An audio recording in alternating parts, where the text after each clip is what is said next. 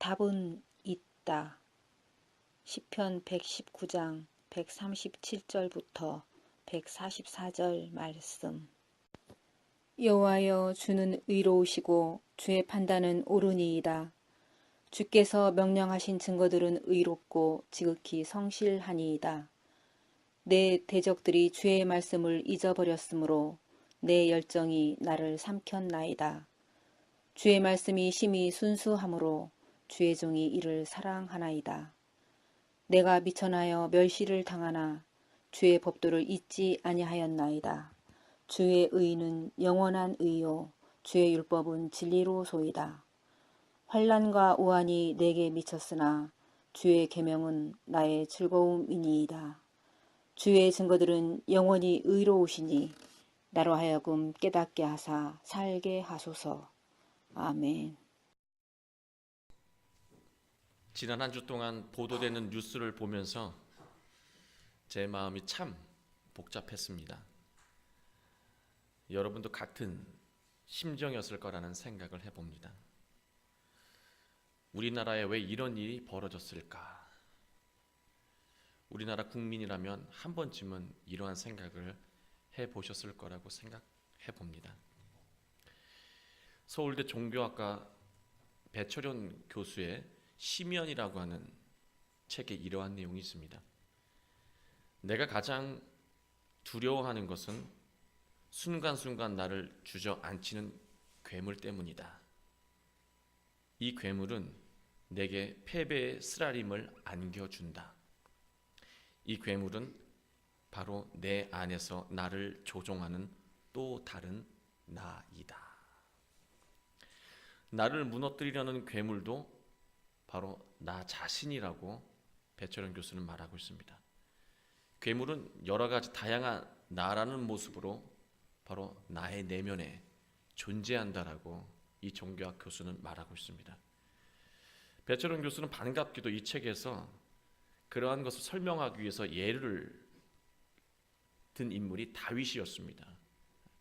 다윗은 과거 구태한 세상을, 그 유대 이스라엘의 구태한 세상을 신앙을 통해서 변화시킨 혁명가 또 혁신가이자 위대한 지도자였다라고 다윗을 소개하고 있습니다. 그러나 다윗은 자기 내면에 있는 괴물에게 철저하게 무너졌다고 말하고 있습니다. 다윗을 무너뜨린 그 괴물, 다윗 내면의 안에 있는 그 괴물은 바로 오만이라고 하는 것이었다라고 말하고 있습니다. 다윗의 오만이 그 위대한 혁신가, 위대한 지도자를 철저하게 무너뜨렸다라고 하는 겁니다. 오만이라고 하는 단어를 찾아보면 그 한자어가 거만하다라고 하는 두 단어가 다 오자도 거만하다고요, 만자도 또 거만하다는 뜻입니다. 거만이 두 개 합쳐진 단어이기도 합니다. 그리고 그 만자는 게으르다라고 하는 말도 있습니다. 거만해지면 자신이 해야 될 것은 안 하게 된다라고 하는 의미가 이 오만 안에도 담겨 있다라고 하는 것입니다. 이 오만이라고 하는 단어 헬라어로는 휴브리스라고 하는 단어를 씁니다. 이 휴브리스라고 하는 단어의 의미를 헬라 의미로 찾아보면 현재 자신이 누리고 있는 혜택이나 특권을 자기 스스로 성취했다라고 여기는 마음이라고 배철현 교수는 설명하고 있습니다. 지금 자신이 누리고 있는 모든 현실이 자기의 수고와 노력으로 이루어졌다라고 여기는 그러한 마음이 오만이라고 그렇게 설명하고 있습니다. 힘들고 어려웠던 과거를 열심히 살아서 극복해낸 사람이라고 한다면 누구나 한 번쯤은 이런 생각할 수 있어요. 힘들고 또 눈물 젖은 빵, 또 고통스러웠던 그 과거 현실들을 열심히 노력해서 극복한 분들이라고 한다면 나 꽤 열심히 살았지라고, 나 최선을 다해서 이만큼 됐지라고 생각할 수 있죠. 그러나 배철현 교수는 그조차도 오만에서 벗어나지 못한다라고 하는 것을 말하고 있습니다. 그는 또 이렇게 말합니다. 이러한 오만이라고 하는 생각은 인간에게 비극을 가져다주는 첫 번째 단추이다 라고 말하고 있습니다. 이 오만이라고 하는 괴물은 사람이 현실을 보지 못하는 눈뜬 장님으로 만든다는 거예요. 오만한 마음이 내 안에서 주인이 돼버리면 현실을 제대로 보지 못하는 눈뜬 장님이 된다라고 하는 거예요. 다윗이 바로 그런 오만의 괴물의 무너짐으로 장님이 되었고 자기 업적에 취하기 시작했습니다. 다윗이 오만해지자 다윗에게 나타난 삶의 모습은 어떤 모습이었냐면, 다윗은 오래전부터 하나님이 세우신 위대한 용사였고 또 위대한 장수였습니다. 그러나 그의 오만한 마음은요, 더 이상 전쟁에 나가지 않게 만들었습니다. 모든 전권을요, 요압 장군에게 넘겨줍니다. 마치 한 사람을 신뢰하는 것으로 이렇게 비춰질 수 있겠지만, 요압 장군에게 모든 이 군사의 전권을 넘겨주는 그 상황부터 나라의 모든 권력이 금이 가기 시작하고 또 나라의 모든 균형이 흐트러지기 시작합니다. 나중에 이 나라가 분리가 되는 그러한 모든 상황도 여기서 초래했다라고 봐도 과언이 아닙니다. 결국 오만이라고 하는 괴물에 무너지자 다윗은 지금까지 자기가 잘해왔던 것까지도 까맣게 잊어버리는, 그리고 그래서 무엇을 해야 되는지, 자기가 어떤 일을 해야 되는 존재인지를 까맣게 망각하게 되는 그런 장님이 되고 말았다는 말씀입니다. 자신의 욕망을 위해서 충성스러운 신하를 죽음으로 내몰 정도로 그는 판단력도 상실하게 되었습니다. 오만 때문에 보지 못하니까 자기가 무엇을 해야 되는지, 그 존재인지조차를 망각하게 되고, 또 무엇인가 결정하고 판단을 할 때에도 자기가 어떤 존재인지를 까맣게 잊게 되니까 그릇된 판단을 서슴지 않고 해버렸다라고 하는 것을 말하고 있습니다. 오만이라고 하는 괴물이 얼마나 무서운지를 교수는 우리에게 아주 성실하게 설명하고 있습니다. 저는 이 책을 읽으면서 이게 바로 우리나라의 문제였구나 라는 생각을 해보게 되었습니다. 그러나 더 깊이 묵상하다 보니까 이것은 우리나라의 문제뿐만이 아니라 바로 나의 문제였고 우리 가족의, 또 우리의 가족들의 문제이기도 했고 또 우리 교회의 문제일 수도 있겠구나라고 하는 생각을 하게 되었습니다. 오늘 말씀은, 우리가 읽은 이 시편 말씀은 나라와 개인 그리고 가정과 교회에 일어나는 모든 문제를 해결하는 메시지를 담고 있습니다. 시편 119편은 여러분이 잘 아는 대로 시편에서 가장 긴 그런 시입니다. 작가가 누구인지는 모릅니다. 그러나 인간에 대한 놀라운 이해와 통찰력으로 삶의 문제를 꿰뚫어 보고 있으며 그에 대한 분명한 답을 하나님의 말씀에서 찾고 있는 그 말씀이 시편 119편 말씀이라고 할 수 있습니다. 오늘 우리가 함께 읽은 137절을 보시면 여호와여 주는 의로우시고 주의 판단은 옳으시니이다 라고 말하고 있습니다. 여기서 판단이 옳다라고 할 때 이 옳다라고 하는 말은 야샤르라고 하는 히브리어인데요, 정직하다라고 하는 말이에요. 여호와여 주는 의로우시고 주의 판단은 늘 정직합니다 라고 하는 고백입니다.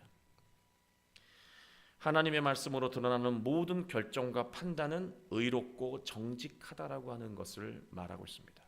하나님의 말씀 안에는, 하나님의 말씀으로 드러나는 모든 것들은 모든 것이 다 의롭고 정직하다라고 하는 거예요. 여러분, 우리 눈에 비춰지는 사람의 결정과 판단은 드러나 있는 그 판단과 결정이 전부가 아닙니다. 우리가 누군가가 결정을 하죠. 또 우리가 또 무엇인가를 결정하고 판단을 합니다. 우리가 결정하고 판단하는 결정과 판단은요, 드러나는 것이 전부가 아닙니다. 그 결정과 판단 안에는 드러나지 않는 의도와 목적이 숨겨 있다라고 하는 거예요. 그래서 사람의 결정과 판단은 하나님의 말씀처럼 정직하지 않아요. 드러난 게 전부가 아니라 결정과 판단 안에는 드러나 있지 않은 목적과 의도가 숨겨 있다라고 하는 거예요. 우리의 모든 문제는요, 정직하지 않은 결정과 판단 속에서 숨겨져 있던 의도와 목적이 세상에 드러났을 때 나타나는 것이 우리가 겪게 되는 모든 문제입니다. 어떤 결정과 판단을 했는데 있는 그대로 봤는데 알고 봤더니 그 안에 이러한 의도와 목적이 숨겨져 있다라고 하는 것이 세상에 드러나게 되면 그게 바로 문제가 된다라고 하는 거예요. 그러나 하나님의 말씀에 의한 결정과 판단은 늘 올바르고 정직하기 때문에 문제가 없다라고 하는 걸 말하고 있습니다. 오히려 문제가 없는 정도가 아니라 문제의 답이 되기도 한다라고 하는 거죠. 우리는 뭔가를 결정하고 판단을 합니다. 때로는 결정과 판단을 하면서 스스로를 속이기도 합니다.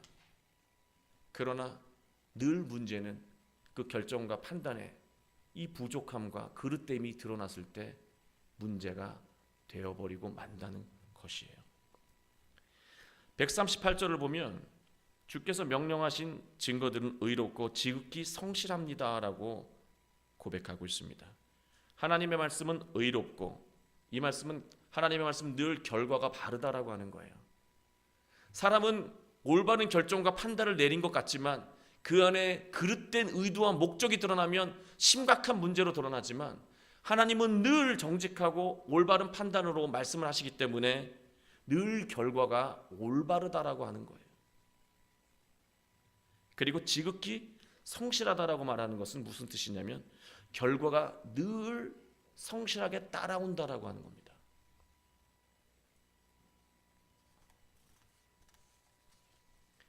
(139절을) 보면은요, 내 대적들이 주의 말씀을 잊어버렸으므로 내 열정이 나를 삼켰나이다 라고 말하고 있습니다.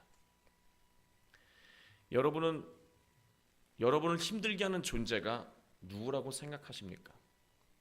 오늘 아침에 우리 청소년부 학생들에게 편하게 물어보니까 부모님도 들어가더라고요. 힘들게 만드는, 대적까지는 아니지만 힘들게 만드는 존재가 부모님도 들어가고, 또 때로는 친구가 되기도 하고, 또 때로는 누군가가 되기도 한다라고 하는 것을 이렇게 솔직하게 고백하는 것을 오전에 들었습니다. 여러분은 어떠세요? 여러분을 힘들게 하는 존재가 누구라고 생각하십니까? 때로는 남편이기도 하고, 때로는 아내이기도 하고, 자녀이기도 하고, 부모님이시기도 하고, 직장의 누군가이기도 하고, 또 동료이기도 하고, 친구이기도 하다는 생각을 가질 수 있습니다. 그러나 정말로 그 누군가가 나의 대적입니까? 정말 그게 나의 대적일까요? 친구를 바라보면서 그를 보면 미움을 숨길 수 없는 내 안의 그 미움이 나를 힘들게 만들고, 또 부모님이 나를 힘들게 만드는 것이 아니라 부모님께서 사랑하는 것만큼 살아가지 못하는 내 자신을 숨기기 위해서 힘들어하는 내 자신이 나를 스스로 힘들게 만들기도 합니다. 시험이 나의 적이 아니라요, 공부하지 않고 시험에 임하는 내 안에 내가 바로 나의 적이기도 하다라고 하는 거예요. 결국 내가 나답게 살지 못하게 하는 적은요, 내 남편도, 내 아내도, 내 자식도, 내 형제자매도, 내 친구도, 북한도 아닙니다. 바로 내 안에 있는 하나님의 뜻대로 살지 못하게 하는 수많은 나의 모습. 배철한 교수가 말한 것처럼 그 괴물과도 같은 존재가 내 안에서 나의 대적이 되어서 나를 무너뜨리고 있다라고 하는 말씀입니다. 내 뜻대로 판단하고 결정하는 존재는 바로 내 안에 있습니다. 그것은 바로 주의 말씀을 잊어버리게 만듭니다. 주의 말씀을 잊어버리고 내 뜻대로 내 생각대로 하게 하는 존재가 친구도 부모도 아니고 바로 내 자신이에요. 그 괴물은 오늘도 호시탐탐 나를 무너뜨리려고 하고 있다라고 하는 것입니다. 근데 139절에서 하는 말씀은요, 아까는 그 괴물이 오만이라고 하는 옷을 입었잖아요. 그 오만이 옷을 갈아입으면 우리가 또 헷갈려요. 그 오만이라고 하는 괴물이 열정이라고 하는 옷을 갈아입으면 우리는 판단력이 흐려집니다. 여러분들 열정 있다라고 하는 건 늘 좋은 표현 아닙니까? 열심히 있고 열정이 있는 표현들은 늘 우리가 격려하고 독려하는 표현에 사용하는 말입니다. 열심히 있는 사람이 결코 지적당하지 않습니다. 그러나 오늘 이 139절을 보면 내 열정이 나를 삼켰다라고 부정적으로 말하고 있다는 거예요. 괴물이 열정이라고 하는 옷을 입으면, 열심이라고 하는 옷을 입게 되면요, 우리는 현실을 보지 못하는 장님이 되어버립니다. 그리고 열심이라고 하는 그 옷을 입고 내 뜻을 정당화시킵니다. 여러분들 열심히 하는 모든 것들이 내가 싫어하는 것을 열심히 하나요? 아니면 내가 좋아하는 것을 열심히 하나요? 내가 좋아하는 것을 열심히 하시죠. 내가 좋아하는 것이 다행히 하나님께서 원하시는 것이라고 한다면 다행이지만, 하나님께서 원하지 않는 것을 내가 열심히 하고 있다면 그 열심이 나를 삼킬 수도 있다라고 하는 거예요. 배철한 교수의 표현을 든다면 내 안에 있는 괴물이 열정이라고 하는 옷을 입으면 우리는 속수무책으로 당해버린다라고 하는 겁니다. 제가 전전교회 부목사, 수석목사를 지낼 때 저의 이 부목사의 소신은 이런 거였습니다. 담임 목사님의 사역을 열심히 보필하는 것이 부목사가 반드시 이루어내야 할 사명이라고 그렇게 생각을 했습니다. 그건 당연한 것이죠. 그래서 저는 정말 최선을 다했습니다. 최선을 다했습니다. 최선을 다했는지 아닌지는 의심스러우면 제 처에게 한번 물어보십시오. 정말 최선을 다했습니다. 감사하게도 목사님은 자신에게 최선을 다하는 저에게 많은 신뢰를 보내주셨습니다. 어느 날 목사님의 일정이 무척 바쁜 시기가 있었습니다. 그때 교우 중에 한 가정이 장례가 지방에 이제 난 거예요. 그래서 저는 목사님이 너무 일정이 바쁘기 때문에 피곤하다는 걸 너무나 잘 알고 있었습니다. 그래서 목사님을 돕겠다는 마음으로 제가 회의 중에 이런 얘기를 목사님께 꺼냈습니다. 뭐라 그랬냐면, 목사님, 제가 지방에 있는 장례 목사님 대신 다녀오겠습니다 라고 그렇게 선뜻 목사님께 말씀을 드렸습니다. 그랬더니 목사님이 아유, 말로만 들어도 고맙다 그렇게 말씀하신 것이 아니라 단 한 번도 꾸지람을 들어본 적이 없었는데 엄청나게 나무라시는 거예요. 뭐라 그러셨냐면, 김종국 목사가 뭔데 내 역할을 대신하겠다는 거야. 김 목사는 김 목사 역할을 하면 되는 것이고 나는 내 역할을 하면 되는 거야. 왜 내 역할을 김 목사가 하려고 하지? 그렇게 이야기하시는 거예요. 그 목회자 회의 속에서 굉장히 자존심이 상했고, 또 내가 목사님에게 어떻게 하는지 본인이 더 잘하시면서 어떻게 나한테 이렇게 말씀하실 수 있었을까? 너무 억울하고 속상하더라고요. 너무 속상한 나머지 기도하는데 내 자신을 돌아보게 되었습니다. 그리고 깨달아진 것이 있었습니다. 제가 열심을 다한다라고 하는 것은 분명 사실이었지만 저는 목사님의 총애를 받으면서 분명 거만해지고 오만해졌다는 거예요. 내가 목사님에게 가장 총애를 받는 부목사라고 하는 그 거만함과 오만함이 내가 무슨 역할을 해야 되는지 내 위치를 볼 수 없는 장님으로 만들었다는 겁니다.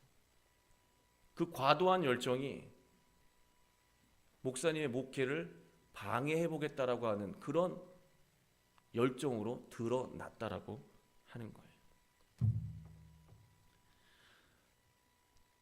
저희 거만함과 오만이라고 하는 이 괴물이 저를 무너뜨리니까요, 부목사로 어떤 행동을 하고 역할을 해야 되는지 판단력까지도 상실해 버렸다라고 하는 거예요. 다윗 얘기가 다윗으로 끝나는 것이 아니라 바로 제 얘기였다라고 하는 거예요. 바울은 로마서 10장 2절에서 이렇게 말합니다. 내가 증언하노니 그들이 하나님께 열심히 있으나 올바른 지식을 따른 것이 아니니라. 열심은 있었지만 올바른 지식을 따른 것은, 하나님의 말씀을 따른 것은 아니었다라고 바울은 로마서 10장 2절에서 말하고 있습니다. 열심이라고 하는 것, 열정이라고 하는 것은 늘 양날의 검입니다. 왜냐하면 열심과 열정이 없으면 되는 일이 없어요.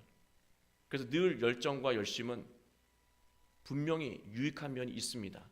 그러나 분명 우리를 무너뜨리는 그런 역할도 서슴없이 한다라고 하는 것을 우리가 기억해야 한다는 것입니다. 우린 열심과 열정이라는 옷을 입은 그 괴물에게 우리가 무너지게 되면 판단력과 또 세상을 보는 그 눈을 상실하게 된다는 것을 기억해야 한다는 말씀입니다. 지금 우리나라의 상황이 열심히 안 한 사람들 때문에 이렇게 됐다고 생각되어지지는 않습니다. 그러나 어떤 열심입니까? 하나님과 관계없는 열심, 하나님의 말씀을 잊고 내가 좋은 것을 하고 있는 열심, 그 열심 때문에 지금 이 상황, 이 지경까지 왔다라고 하는 거예요. 하나님의 말씀을 잊어버린 열정은 우리를 한 번에 한 입에 삼켜버리는 괴물이라고 하는 것을 오늘 139절은 우리에게 일깨워주고 있습니다.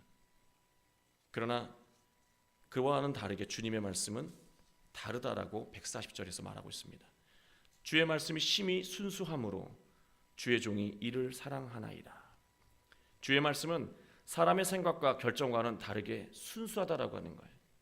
사람의 생각과 결정에는 분명히 의도한 목적이, 보이지 않는 의도한 목적이 숨겨 있지만 하나님의 말씀 안에는 어떤 의도한 목적이, 그릇된 의도한 목적이 숨겨 있는 것이 아니라 우리를 올바로 살아가게 만들고 우리에게 생명력을 주는 그 말씀만으로 충분히 가득하다라고 성경은 우리에게 가르쳐주고 있습니다. 141절을 보면 내가 미천하여 멸시를 당하나 주의 법도를 잊지 아니하였나이다. 그릇됨이 없는 하나님의 말씀을 온전히 따르는 자는 어려운 상황이 되더라도 결코 주의 말씀을 잊지 않고 사랑한다라고 하는 것을 말하고 있습니다. 143절을 보면은요, 어려운 상황이 되더라도 환난과 어려움을 얘기하고 있습니다. 어려운 상황이 되더라도 그는 오히려 즐거워하고 있다라고 말하고 있어요. 하나님의 말씀 안에 분명히 답이 있기 때문에 현실이 어렵고 힘들더라도 그는 즐거워할 수 있다라고 하는 것입니다.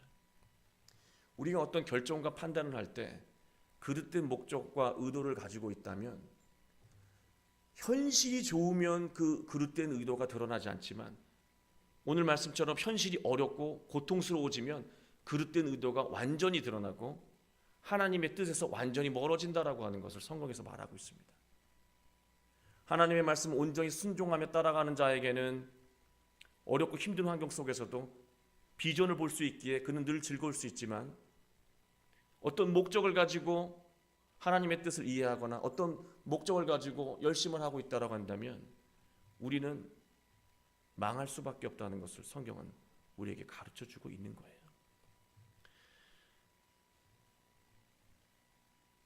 부모로서 또 학생으로서 또 교인으로서 우리가 하나님의 말씀과 관계없이 열심을 한다면 우리는 훌륭한 학생이 될 수 없고 훌륭한 부모가 될 수 없고 훌륭한 사회인이 될 수 없고 훌륭한 교인이 될 수 없다라고 하는 것을 성경은 우리에게 가르쳐주고 있습니다.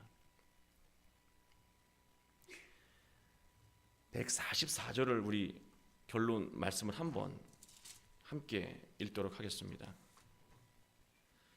주의 증거들은 영원히 의로우시니 나로 하여금 깨닫게 하사 살게 하소서라고 말씀하고 있습니다.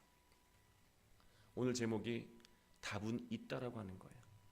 답이 없을 것만 같은 우리나라의 이 현실과 상황, 그리고 우리가 답이 없는 것 같은 삶의 문제, 어려움, 그 안에는 우리가 힘들고 어려운 현실 때문에 보이지 않는 것, 또 보지 못하는 것뿐이지 분명히 답이 있다라고 하는 거예요. 그 답은 바로 하나님의 말씀 안에 분명히 있다라고 하는 것입니다. 그러나 하나님 말씀 안에서 답을 찾지 않는 이유는 하나님의 말씀과 멀어져 있기 때문에 그렇다라고 하는 것입니다. 하나님의 말씀과 왜 멀어집니까? 오만이라고 하는 마음, 그릇된 열정이라고 하는 마음 때문에 우리는 하나님과 멀어지기 시작한다는 것을 말하고 있습니다.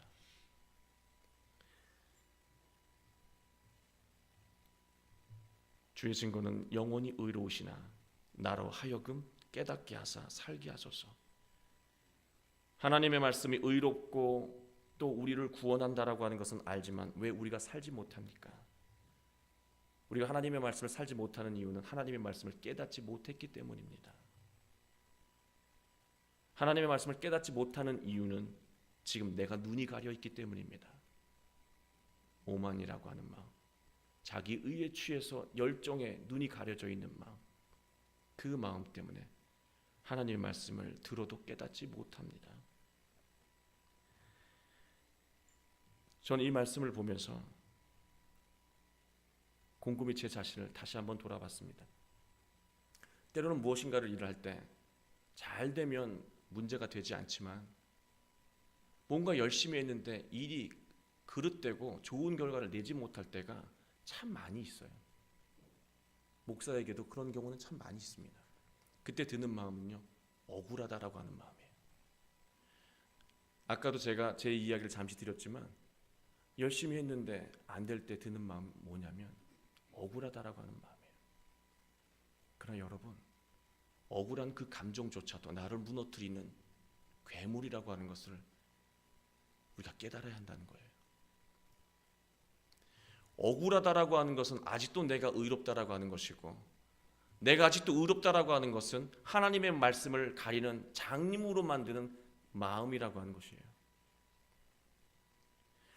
열심히 한 사람이 늘 삶 속에서 잘 일이 풀리지 않아서 느끼는 감정은 억울한 감정이에요. 내가 왜 이런 상황에 놓여야 하냐, 그런 거예요. 만약에 어떤 문제가 있어서 억울하거나 또 그런 속상한 상황 속에 있다라고 한다면 지금 우리에게 필요한 것은요, 하나님, 내가 억울함이라고 하는 그 감정으로 숨겨져 있는 오만이 내 안에서 사라지게 하옵소서. 지금까지 하나님께서 나를 인도하시고 채워주셨던 그 은혜를 잊고 지금 현실 앞에 눈앞에 보이는 그것 때문에 억울하고 있는 내 자신을 하나님께서 불쌍히 여겨주시고 나의 오만이 주님의 말씀 안에서 사라지도록 은혜를 베풀어 달라고 우리가 기도해야 된다라고 하는 것을 깨닫게 되었습니다. 누구나 다 억울함은 있습니다. 그러나 억울한 감정은 또 오만의 또 다른 옷이라고 하는 것을 우리 기억해야 합니다. 억울한 감정이 들수록 오히려 내 자신을 더 내려놓고 하나님의 은혜를 구함으로 그 모든 억울한 환경과 상황이 주님의 은혜 가운데 회복되게 되기를 다시 한번 주님의 이름으로 축원합니다.